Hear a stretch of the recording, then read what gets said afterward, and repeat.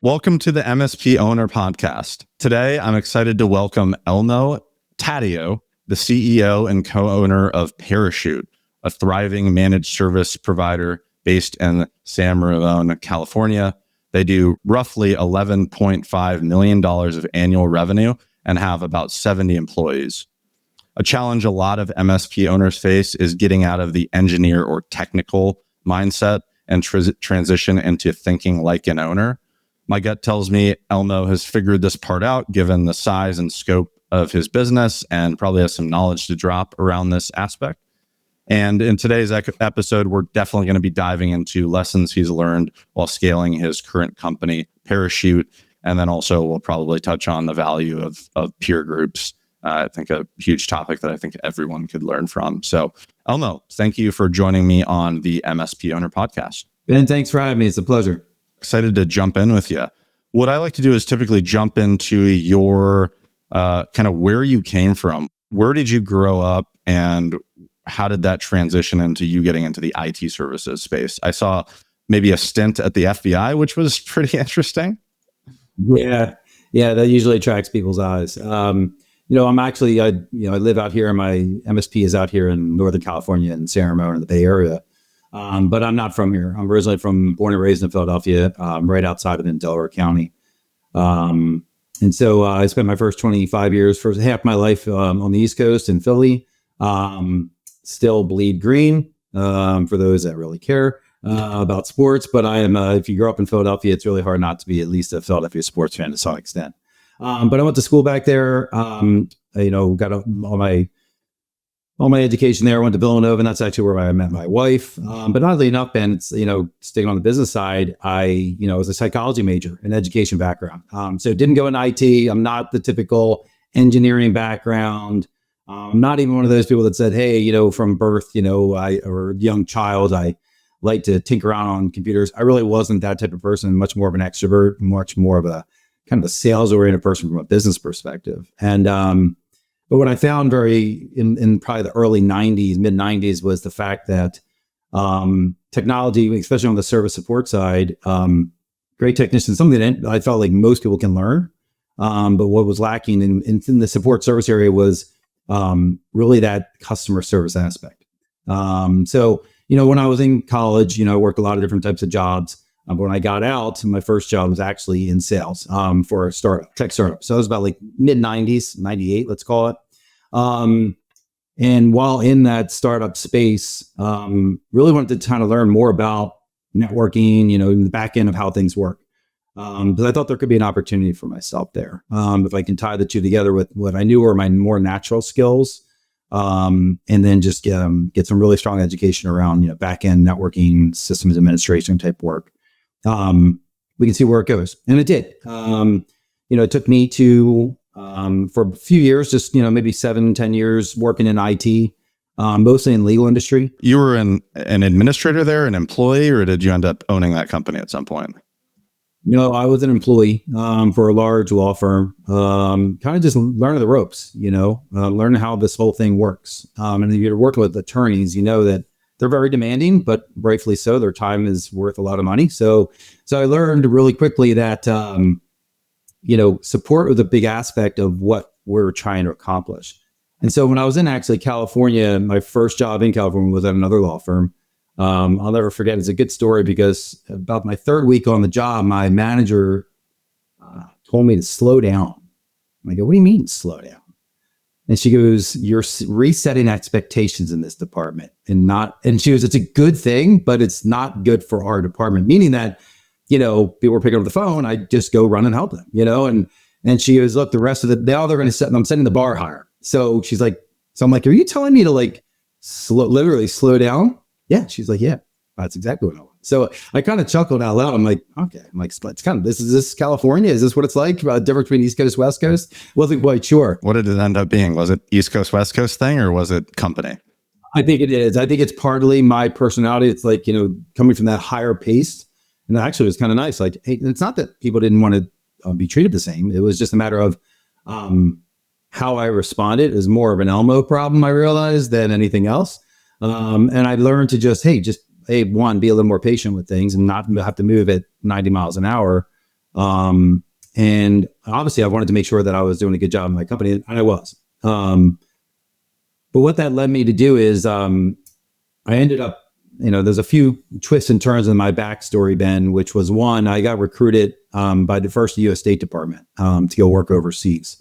And that was in 2003. I actually got the position. I don't know if many people remember 2003 and the early January, February timeframe, but that was when the war in Iraq broke out. And lo and behold, I was supposed to report to Washington, D.C. in May. And I took a few months off. I was like, all right, that's it. That's the end of my California, stint. And now I'm going to go on this career. And the position was an IT manager overseas a U.S. embassy. So my job was going to be to manage IT infrastructure and the people there at U.S. embassies. So didn't know where I was going to go, but that was the whole point of going for 6 months in D.C. is to find out where I'm going to go, then do linguistics training and such. Quit my job, left my apartment, kind of traveled for a little bit here in California. So why did you want to transition into going abroad? I mean, that's a stark change from working at an in-house company, telling you you need to slow down to now I'm potentially moving across the world. Yeah. So it's a good point. I just, the way I see myself and what I'm capable of is I don't want to limit myself to just, this is my career in a law firm doing IT or whatever that may be.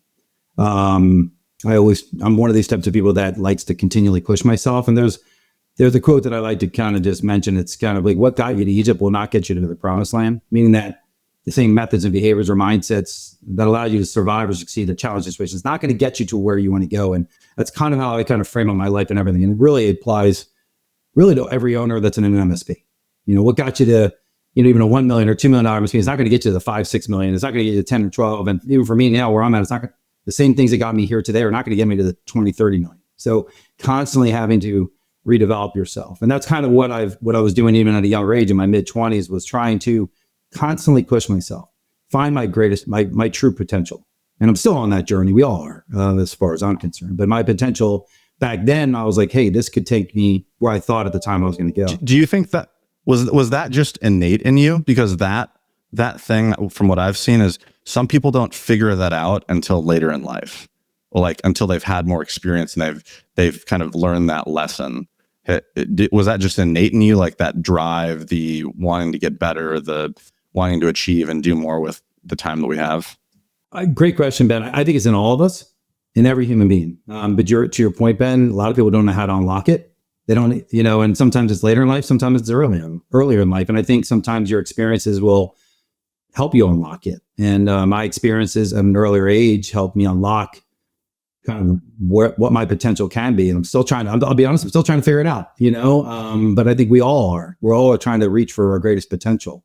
But I do believe at a younger age, I was maybe just born that way, or just maybe my experiences allowed me to kind of open up some doors that said, hey, you can keep going further here. And I think it's in everybody though, Ben. I really do. They just need to open up their eyes and open up the doors for it and be open and willing to it. So I did. And, I was planning on leaving and got a call and said, hey, unfortunately, due to budgetary cuts in the U.S. State Department, we have to put your position on indefinite hold. So, here I am, a 20-something young man trying to figure out his way in the world. I'm like, whoa, my entire life is about to go down this path. And something that happened around the world that, again, I never felt like it was going to have a direct impact on my life, just completely course-corrected. And looking back, man, it was the best thing to happen. Absolutely 100% the best thing to happen. Didn't probably think of it in the real time, but absolutely. Because what it allowed me to do was, one, it allowed me first and foremost to re-engage with my now wife, which we've been married for almost 20 years now. We have 3 kids, beautiful life. Couldn't have done even half the things that I was thought possible without her at least helping and pushing me. 2, went back to graduate school, got my MBA. I was like, time to learn business at a much deeper level. And then 3, during my MBA program was when I started to write my business plan for what now sits today as my managed service business. So that all happened due to some circumstance Some that budgetary happened. cut. Right. George W. Bush at the time said there's budgetary cuts. We got to fund the war in Iraq. Boom. And here's my small little piece of the war life in this world and how the impact was. So lo and behold, those three things all kind of took off on their own. And that was about early 2000s that kind of all started to transpire. And you mentioned the FBI. This kind of does dovetail into it, which was when I was in graduate school, I was getting recruited first by actually local PD due to a marketing project that we did. We ended up, my little group of 4 won an award for that. And so, the SFPD came down, met them. They knew I had a background, in the State Department, things like that, or at least that's where I was going. Asked, hey, any interest in going to the police department? I'm like, no, it's really not my thing. Then next thing I know, the DEA was reaching out to me. Like, nope, not my thing either. Then the FBI kind of knocked on my door. And honestly, again, going back to, this is also after 9/11, growing up on the East Coast, had some friends that perished. And, so it was just it was like, what can I do more for my country? And, I thought to myself, all right, I'll throw my hat in the ring, knowing that there's probably no way I'm going to, get the position. But lo and behold, it took about 4.5 years, Ben, but I kept passing all of their milestones, everything from like physical fitness tests, academics, those like a GMAT test, things along those lines, polygraphs and such, and kept passing them. And I got accepted. But in that 4.5 years, as you can imagine, in your early 30s, life really starts happening. I got married. Already had my first kid. My business was doing excellent. Now, granted, I was a lone wolf. I like to call myself back then as an MSP, which many of us started in that kind of fashion. But it was an interesting journey because I decided to leave my business. And I knew it at the time. Bless my wife for allowing me to do it because I knew my ego was going to get the best of me. Is exactly what I told her. I go, if I don't do this, I'll regret it the rest of my life. But knowing that it's probably not the right thing to do at this point in our life, because the salary that I was making living in San Francisco, we're living in Pacific Heights, doing both of us are doing very well, to a salary under $50,000 a year to start at the FBI. So my old wife said, I'll follow you. I'm on board. Let's go. So she quit her job. I had someone running my business while I left because I still needed that extra income, especially with one child. And then we had a daughter about 15 months later. So anyhow, went to Quantico, was only there a few weeks, and I knew it while I was in there. This isn't the right place for me at this time. And a lot of it really had to do with the fact that I was not going to be able to live the life that I wanted. And I didn't want to tell myself that beforehand. Now, if I was single and not married, I'm probably not having this conversation with you, Ben, right now. There's no doubt in my mind. But what I realize is the FBI and the position as an agent and the discipline that there's 5 different disciplines in the agency is cybercrime. Because with my background in business and then IT. But it was just not the right timing in my life for that position. And so very hard decision I had to make, but kind of decided to resign, come back into the private sector. Best thing I did again. It's like, at the time I really struggled with it, Ben. It was a very, very hard decision because I was grappling with my ego, and it's like, you can't quit. You can't, you got this far. So many people would be just honored to have this position. These things like that was going through my head. And the reality was my priority shifted to my wife and my child. It wasn't about me anymore. And I needed to come to grips with that. And I did. And I came back into the private sector. And that's when I kind of decided to all right, let's buckle up. Let's blow this thing out. And so the path then over the last decade or more has been growing this business. So, and it's been a journey, but it's got me here today. And not quite sure where, I kind of have an idea where I want to go after this, but we've done very well as an organization to even get us to this level that we're at today. Yeah. So it sounds like once you came back into the business, you're like, all right, now I'm full steam in the business and you're dedicating it. You've got your family around you, the support, and now you're going to be focused on growing the business. So if you were to break up your business growth, and because of your size, I'm sure that there are step functions that you experienced along the growth path, right? If you were to kind of break them up, Absolutely. what are those natural breaking points that you found when, I guess the way that you put it is things that got you there didn't get you to the next level? What were those breaking points? I've always found those really interesting, especially from a growth perspective. Well, I mean, I think it starts with, when you're a one-man band or a lone wolf, making that first hire. I'm sure, Ben, you as well are aware of that. Many other owners in the MSP space, making that first hire is a critical one. And then learning how to delegate. It's a skill. After a while, you have to learn how to do it because you feel like I can do it and I can do it better than anybody else, which is probably true. But at the end of the day, you're not going to be able to scale your organization until you let go. And that's an EOS saying, let go of the vine. You need to learn to let go. But that doesn't mean just, hey, all right, take this and go. You have to put process procedure around things. So you're training the next person behind you that they're going to do it the same way, if not better. That is something I've learned to do, is get out of other people's way now. I know I'm jumping a little bit ahead of you, Ben, but in a timeline perspective, but there are many times that people have this unbelievable potential, but we are the ones blocking it from really kind of busting through. So now what I try to do is just give guidance, obviously structure around it. And EOS is one of those platforms that I wish I did earlier in my career. If I had to go back in time, Ben, to those early days, to your point, that would be something I would strongly recommend any new MSP owner, Implement a business framework, right, like EOS, Entrepreneurial Operating System, to help create a framework so that you can, and I kind of think about it as it's kind of there to help us be better owners, us be better visionaries, and then us be able to translate that vision to everyone else so that everyone's in the same boat, rowing in the right direction. Oh, you said it very well, Ben. Absolutely. That's exactly it. And it doesn't have to be EOS. There are other business methodologies you can implement. Absolutely. Yeah, potato. But get the framework. Yeah, exactly. That's right. Hi, I'm Ben Tigelaar, the host of MSP Owner Podcast and the CEO of Delegating, an IT managed service provider with 35 employees. The mission of this podcast is simple: to have authentic conversations with IT owners about their journey, how it started, the challenges they faced, and where they're going next. Every episode, I personally walk away with a new actionable item to strengthen my own business. But a quick word about my company, Delegating. We are actively acquiring MSPs who align with our service and culture. So if your company is generating between $1 and $10 million of revenue, I want to talk to you. But wait, you're probably thinking, why me and why Delegating? First is, I get you. I understand the challenges MSP owners face, being one myself, feeling overworked, overwhelmed, constantly being on call, struggling to bring in new business. I have the solutions and people in place to address these pain points.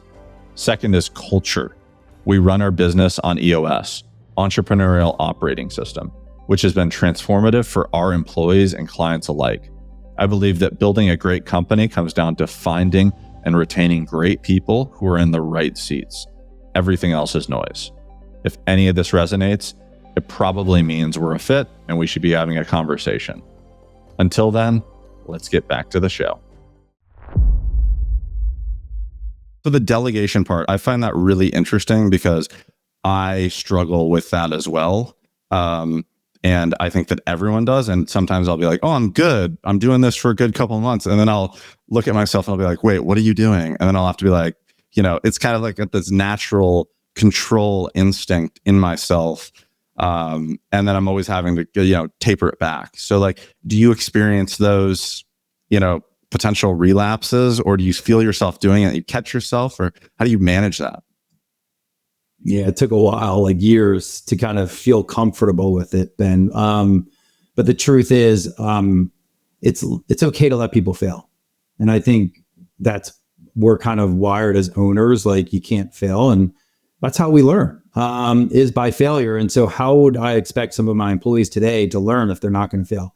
So I have to be accepting of it. Hopefully, though, I'm putting them in a position where it's a safe place to fail. But the truth is, there's been times when I've had employees fail, and there were some consequences to it, whether it was like a lost account or whatever you have it. And I really tried to never take the approach to to point blank. I think that's one thing that it's easy. That's the easy thing to do. And as in my opinion, my leadership style is always look in the mirror first. Always. What could I have done better to put that employee in a better position so they wouldn't have failed? And that's where it starts. It's right there. And I think a lot of new owners or young owners or new to just running a business, they don't see the world that way. And they're really the ones blocking themselves or their own true potential and the company's true potential for moving forward. It's such an important piece where, like, I know people talk about it sometimes. It just feels like one of those unlocks. You figure that point out, like this, like, I mean, at the end of the day, it comes from, I think, from a place of fear, at least for me, right? Like the fear that we're not going to be able to deliver on what we promised, fear that, you know, we're not going to achieve this specific thing, that it's not going to turn out the way that I see it in my head, right? Translating that. And so, and the fear around that is like what drives it. And then it manifests in this control, right? And that's been interesting. You know, and so it sounds like the first time you did that was when you had to hire that first employee, right? Like that's like that first phase. And then your team grows, you're a few more employees. What's like the next hurdle that you run into? Yeah, it's a term that I learned in my Evolve peer group, which used to be back in the day, HTG. And it's called curve jumping. And, you know, we all kind of go on this path where we're hoping to go up and to the right. And for the most part, if you're doing things well, you will. But you will, you're going to come down. And in order to come down, you want to make sure you don't go all the way down to that valley. You want to jump to the next curve. And so how do you do that? And so that could be, and by the way, that curve could be anything from like financially to just operationally to, you know, a hot number of employees you need to hire. And so again, it becomes more of a skill at some point, learning how to jump those curves. And a lot of the ways of doing that is exactly like, you know, what I just mentioned, bringing in like a business, some sort of business system and process, or maybe sometimes even over hiring at certain times so that you can grow and scale into where you believe the company's going to go. It's a little bit of, you got to put some trust and faith in yourself, but you probably wouldn't have started the business if you already didn't have that in you. But you got to continue to have that in order to scale or depending on what your vision is. You know, I mean, some people's vision is, hey, they want to get to a certain level and plateau. If that's what they want, that's their prerogative. They can do that.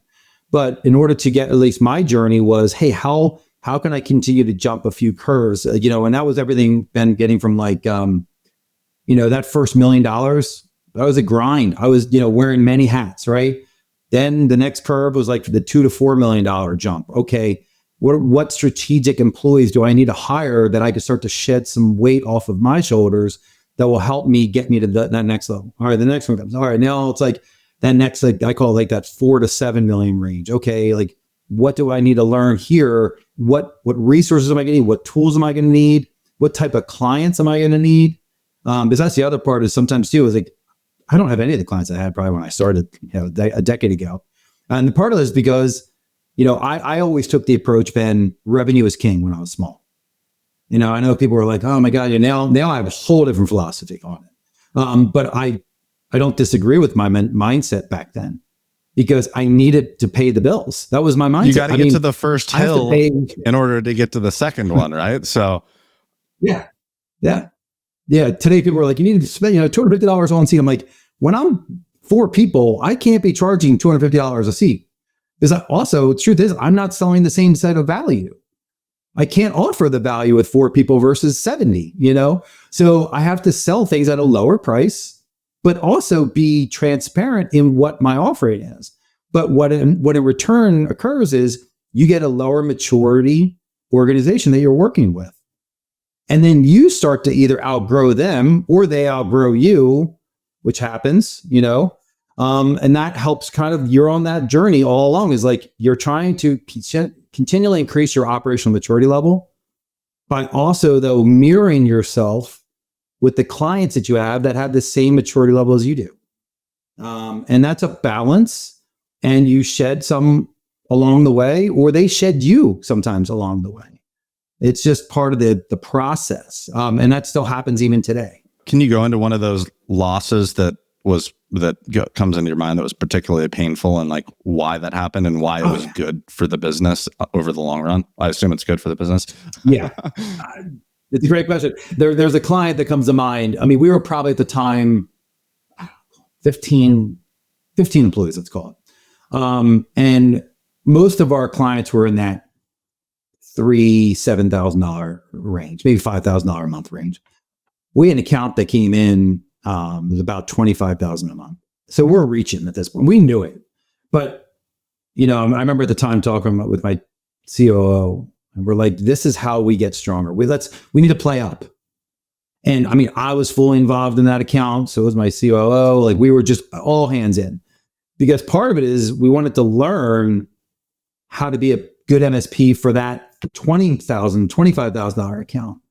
We already got it figured out the $5,000 accounts, right? So we had to play up, and we had them for about 5 years. And honestly, I thought we did a good job, but they were more mature than us, and they also they wanted to bring things in house. But they came from an MSP that was even smaller than us. So it's not as if they weren't familiar with the MSP space, but they got to a point where we could not keep up with them. And so there's just an imbalance. Them leaving, but it helped propel us to then take on more $8,000, $10,000 accounts, things along those lines, because we got better at our craft. And I compliment them to say they helped sharpen our own iron. And that got us, helped us move just along our path. But in the moment when you're losing it, right? Does it feel different than the story that you just painted? Oh yeah, absolutely.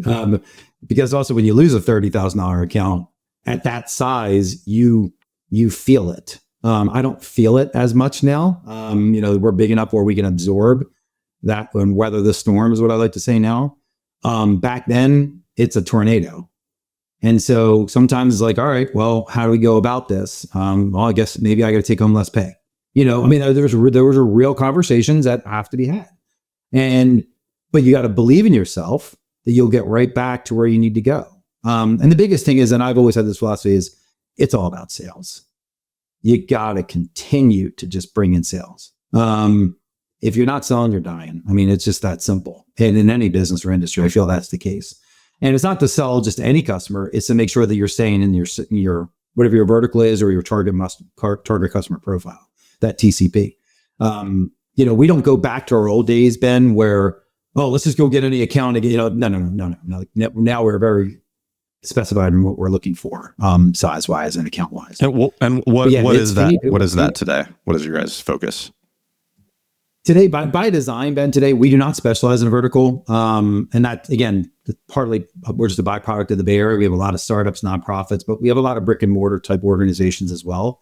But what I really try and focus on is like, for example, we don't even take an account really under $4,000 a month in MRR. So that's usually about 20 employees. So because I know that anything under 20 employees and under, I know it's going to be probably a low mature operation that's going on. And it's like that they're not going to really listen to us. They're going to be tight on their budget, and that's fine. And I understand that because I was there. I totally get what they're trying to accomplish. But usually I'm looking, our sweet spot's more around 100 employees that value technology and are willing and see technology as an avenue to really help grow their own organization. And so that's really what we're focused on. And now like our average client size just last year was a little over $10,000 a month. So, I mean, it's a long way from, I remember high-fiving and giving hugs to, everybody in the company when I closed a $1,000, $1,200 deal a month.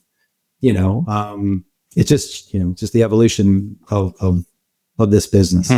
Very interesting. And so as you've shifted and gone up market, have you started to offer the core offering? It sounds like is mostly fully managed, right? Are you getting into the co-managed space at all? Yeah, by happenstance, but we only sell one offering, typically even to co-managed. I mean, we don't sell a bronze, silver, gold, and all this. I started that way, but after about 3 years, I go, this is, everybody just goes for the cheapest option. And then you're just upselling the whole time. So sell what you believe is right, is my philosophy. And be honest, just this past year, we added a lot of new security into our stack. And we had to go back in front of every one of our customers and try and either, upsell them. And I hate using the word upsell because they need this. Some clients we just gave it to. Some we had to say, hey, look, we looked at their profitability. When we have to really try and have true, transparent conversations with them about that and say, look, here's where you're at from a security posturing. We're going to start including this in all of our offerings. You need this. But the reality has been, there was a handful. I probably count on two hands the number of accounts that left us. But I call that like farming your accounts. These are not the accounts that are going to get us to my promised land. So it's okay. And if they're looking at the same, you know what, I really don't want those 3 security tools you're implementing. I don't see the value. One, I'm like, did I do a good enough job of explaining that value? But they all look at it from a cost lens. And honestly, the ones that typically left are the ones that I kind of knew would, because they were always very, very, very price conscious. And that's okay. That's their business that they want to run it. But, the landscape in our business is getting much more competitive day by day, week by week. So I always said, I'm like, look, I wish you the best of luck. I'm like, but eventually you're probably going to be right back in this conversation with another MSP at some point. So. Interesting. And so I'm curious now about your packaging. So are you offering a one size fits all, or that was a unique, hey, we've got a security, upgrade, packaging that, how does that work? Because I've mostly seen, either packaging it everything together and this is what the stack is, and or it's the a la carte. Hey, you're buying this, you're saying yes or no to these specific products.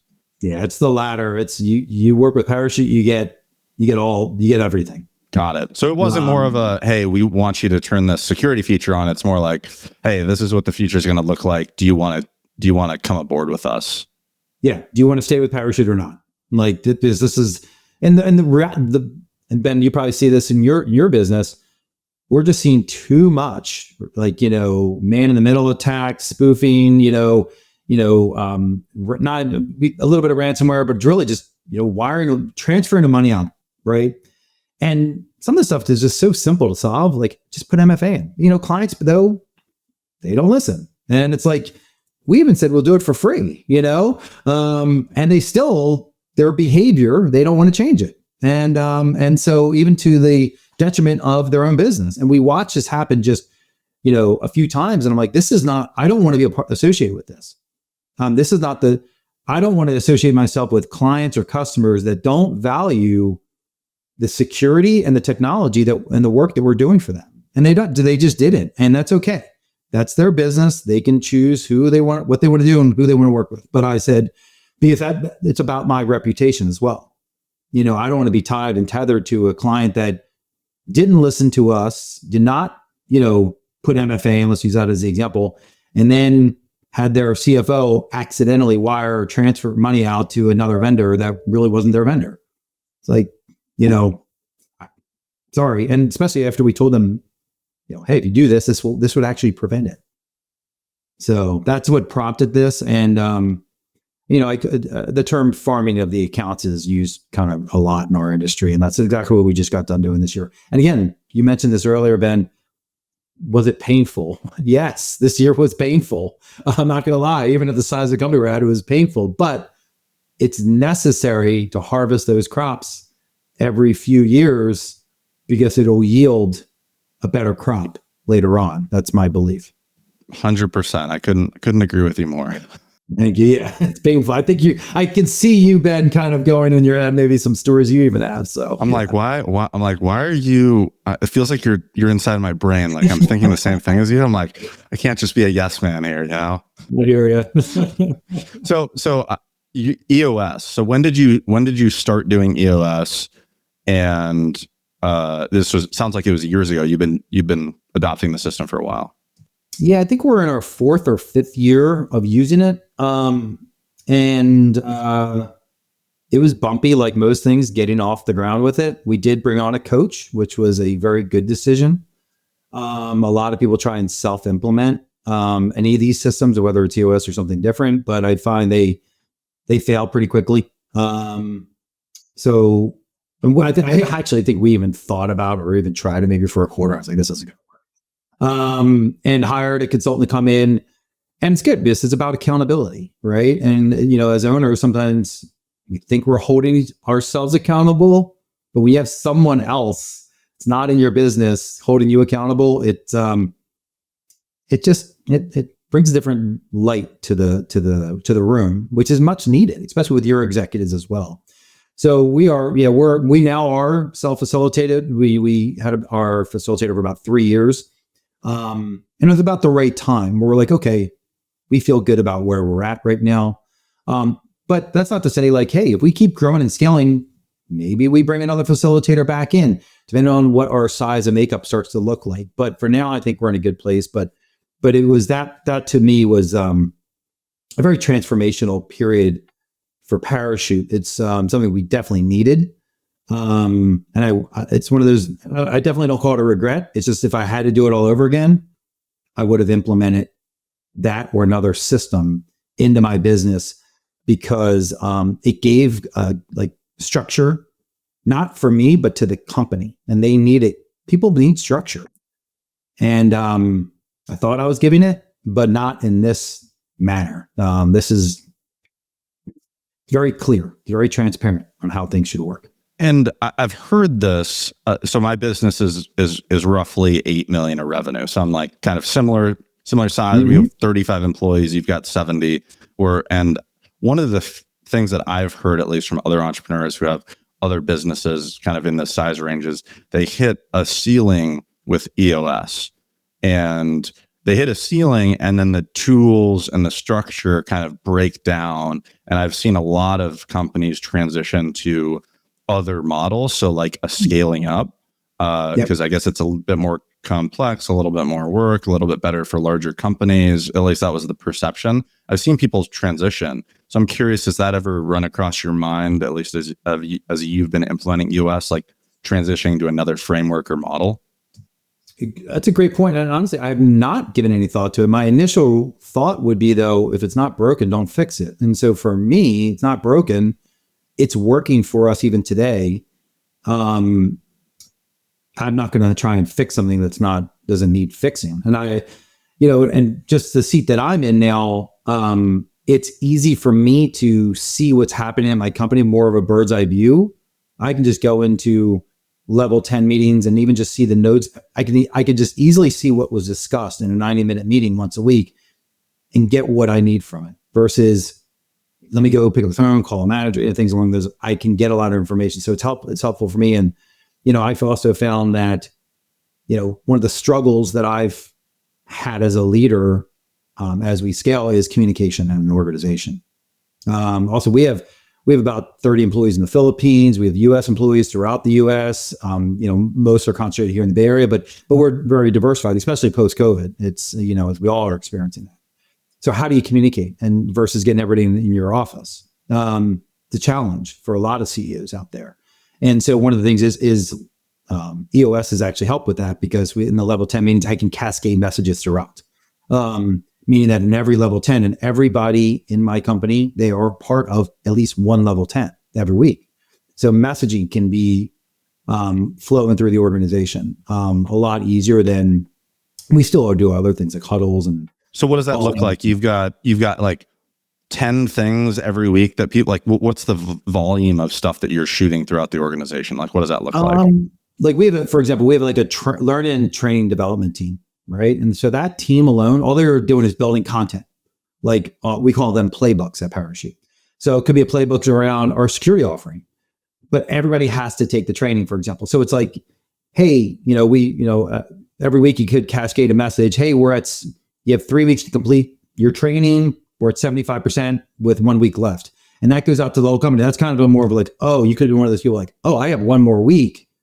It wasn't even on my radar, even though I have a ticket on my calendar, but humans are humans. They forget to do things. So it's just another reminder, right? That's one thing. Another thing could be, obviously sales and marketing related issues. We have internal newsletters that we'll post and cascade those messages throughout.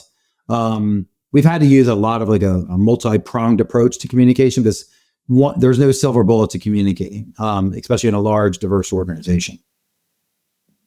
Yeah, 100%. And my last company, before I sold my last company, was in the healthcare in the healthcare industry, we got up to 150 employees. So we definitely broke around like the 100 employee mark communication wise. We're like, all right, we got to do this completely different because no one knows what's going on. How'd you handle it, if I can ask? Man, it was repetition. It was systems. It was expectations for what needs to come from senior management, and then what needs to come from the individual departmental leaders. So creating a process out of it. There wasn't like a clear process for communication. It was like, okay, this has been working. And then when it started to not work, then I was like, okay, we gotta fix this. So like, what's the best way to do this? Okay, now let's cascade stuff this way. It just hits another different threshold because you had a point in your company where like, you don't know everyone, right? At a 30-person company, you can know everyone on an intimate basis. But once you get past maybe 50, 60 employees, right? It was 70 employees. Like we were hiring people and like I had met them in the one-on-one and I hadn't talked to them in 4 months, right? And so it was just like, you get some distance as like the owner and as the management sometimes, for better or for worse as you grow. And it just gets more stark the larger you get. So. Well said. I struggle with that, Ben. Today I struggle with that because I still want to have that touch to every employee, and it's hard, but I still think that's an Elmo problem than anything else. I just have to make the time, but time becomes more scarce as you get bigger. 100%. So with Parachute, you had referenced earlier that, you didn't really have a clear idea of, hey, where are you going to be going with this company? Like, what do you want to do with this? I'm curious, do you have like a 5-year plan in place? Like this is where we want to go, or is it a little bit more mushy? Well, we have our VTO, which is another term, vision traction organizer, in EOS. Right now we're at a place where, we're at I wouldn't call it an inflection point, but we're trying to figure that. We are actually we have our annual meetings coming up here in January, discussing exactly that. What is our next step, especially there's been so much movement with private equity coming into our industry. It's, do you want to be acquired or do you want to do the acquiring or do nothing? Or, we've grown organically the whole time and be very successful. One thing that, I've talked to, my team about is staying private. And it's not for my own personal reasons. It's just I'm okay taking less home EBITDA wise, if it's, giving back to my team or company, my employees, where that might not always be the case if I'm rolled up or I don't have that control. It's not about the money I know for me, it's about the journey, and providing for 70 people and their families. Like that's what gets me up in the morning. The money will be there if you just have your hearts behind it. So when you ask about where are we going in the next 3 to 5 years, hopefully just keep doing what we're doing, which is, trying to grow double digit every year, top line revenue. But I'm much more focused, Ben, than ever on shifting that mindset from, it's not about top line revenue as much as it is the bottom line, because more the bottom line, I can provide more to all those around me. Cool. You talked about acquisitions and growing organically. So I entered the industry by acquiring an existing operation, and I recently did an add-on acquisition too. So obviously that's different set of challenges than focused on growing organically. Why not go the acquisition route? It's funny. My chief operating officer, that's what he wants to do. So we're on two sides of that. I think it's two things. I mean, at least in my situation, one, it's, my vision is probably a little different than my chief operating officer's, and that's just where we're at in life. You have to ask yourself I'm still young. I'm only 50, but my kids are all in high school so I see where I have 3 kids that are in that high school range. So where he's got 2 young kids that one hasn't even hit first grade yet. So when you look at what do you want out of your life? And he's only a few years younger than me, but I'm like, yeah, so I have 2 different trajectories where he's like, I want to start acquiring, and his background's in M&A. So it's right up, it's kind of fills his cup. But these are conversations we have to have. So I don't think those are right or wrong. It's honestly, it's probably me letting go of the vine a little bit. And I recognize that, getting comfortable with the uncomfortable because I've never done it. But at the same time, I also, don't want to be, we have a really good thing the way we've been handling it. And so I say, why change it? That's kind of the other side of the coin that I kind of always ask myself. But in 2 years from now or something like that, I wouldn't be surprised if we're having that conversation. We're actually then trying to execute to it. But right now, here, January 8th, 2025, it's not on our roadmap for this year. That I know. Nice. And where do you think, I guess your management team, I guess at 70 employees, can you describe what that looks like and what are the different roles? I think one thing that is not very transparent to a lot of people is organizational structure as you get bigger, and what does it look like, and what are the people, right? And what do those roles look like? I think that's super helpful as people are growing their own company. We have an executive leadership team, which is comprises of 5 individuals. Myself is on that as well. And we're not making decisions really necessarily operationally. It's about the entity Parachute itself. And that could be from do we want to do M&A? Like, we're not having that conversation at the management and director level. The management director level includes those same 5 people, but then also about another, I think, 4 individuals. And those departments look anything from obviously service delivery, professional services delivery, sales and marketing delivery. We have a security. Then we also have our network operations team that kind of also rolls into our security operations team as well. They're kind of intertwined. And then we also have our account management director as well. And then our chief operating officer, and then the other executives above that, and then finance and accounting as well, our representatives there as well. I mean, that kind of fills out. Truthfully, we're overstaffed right now. We're kind of built and designed today as a $14 million company. So we have a lot of, we can grow into what we have. This goes back to that curve jump. We're already overstaffed, and I know that, but we can grow into this now. So I don't need to make any new hires really over a 12 to 24 month period, especially at the leadership level. Leadership level, we probably have a run rate of another $4 million. They're good people, and I want to keep them on my team, and I know that we can then grow into it. So that's awesome. That's kind of the makeup of our director of management teams, Ben. That is really cool, because that is one of the questions that I had in the back of my mind is your staffing level relative to your revenue. I was like, it seems a little high. I wonder what the composition of those people are. Because when you add in global talent too, that can really increase headcount, not increase cost as much too. But still, no, that makes complete sense. That makes complete sense. We are definitely, if you ever looked at people are familiar with W2 multipliers, we're not in a good shape there. But I understand the why. And I'm okay, again, as a privately run organization, I'm okay with the why. Where that may not be the case if I was part of a platform. That's the beauty of being owners, and we can run the business the way that we want for the long term. We don't have to think about the short term. We don't have to think about our investors. We can just do what's right for the business and for us, which is really empowering, right? You're I can do this because we feel like it as a company. Yeah. That independence is really, really powerful. And I feel like I've had a thought that us as individual owners in this mid-size range, we're just poised to do great things because we have that mindset and flexibility. If you've got those tools and structure in place, right? You think we do. I'm I would bet you're going to win, right? I'd be can I put money in with you? Because you're exactly. I'm you're going to win. So I just don't know how much, right? And that's really cool to see. But how can we take that to the next level too, right?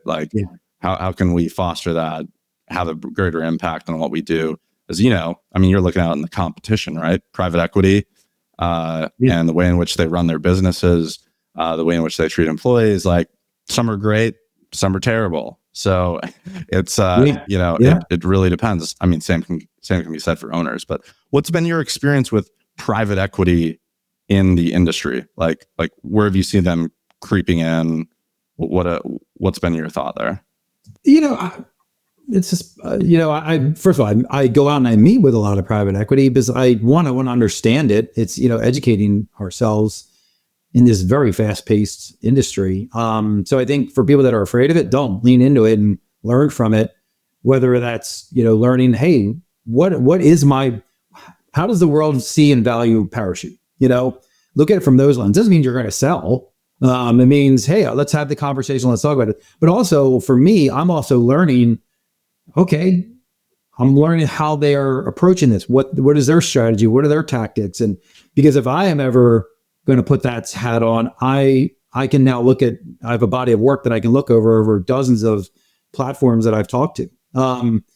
So that's kind of my approach to it. And as far as platforms rolling up, I mean, I use it as an advantage, and I do believe it to be true. It's like when I'm talking to other owners of small businesses, I'm like, I'm privately owned. You're talking to the owner. I mean, when you're talking to a platform, or you're talking to the CEO of the platform, I highly doubt it. You may be talking to the CEO of that, that organization, wherever they're located. But I kind of talk through that with potential customers of ours as well. What are the pros and cons? And there are pros and cons. I mean, do they have greater depth and breadth? Absolutely. But do they have boots on the ground that can be in your office, right away? Those types of things. So I don't think it's a bad thing. I don't think it's necessarily a good thing. I think it just is what it is. And it's definitely here. It's not going anywhere. And it's just part of the process. I just encourage all owners, no matter what side you are, to learn about it and educate yourself. Nice. And as we wrap stuff up, is there anything else you think we should talk about experience-wise? Experience-wise, we didn't maybe touch on it too much, but just really at a high level, for those, especially smaller businesses that are very technically focused owners, and there's many, many, many of those that are out there. If business isn't your strength, that's okay. Like, just accept that, but hire people to do that work for you, and focus on what you love. Because you'll lose your passion really fast in this industry if you're doing stuff that you don't like to do. So find what you like to do. You still be the owner. That's okay. But you can get people to run that. I know many, many MSPs where they've hired a CEO, for example, and they just wanted to be the project guy still. And that's okay. But if you want to be the CEO get educated, get smart, start to learn all this. This goes back to be a part of a peer group. That'll help strengthen you. There's I'll leave, I know we're short on time, but I kind of always like to leave with a quote, Ben, which was, the Peanuts, Charlie Brown. You remember Linus? Linus had a quote, "There's no heavier burden than a great potential." And when you think about that, just stop and think about that. It's like, we all have this great potential. That's our burden as owners. And your organization, it has great potential, but it's a burden. And that burden is on us as a CEO. It's a heavy burden sometimes. And sometimes you need people around you to help carry that burden. So surround yourself with great minds. And it takes a lot of that burden off you, because I know that everybody out there feels it. I do. So me as well. Yeah. I'm trying to get excellent people around me, investing in them, making sure that they know they're doing great and that they're cared for, and, they become the biggest advocates. So that's really cool to see. Yeah, absolutely. Nice. Well, appreciate your time, and hopefully we'll talk again soon. Love it, Ben. Thank you so much. Appreciate you.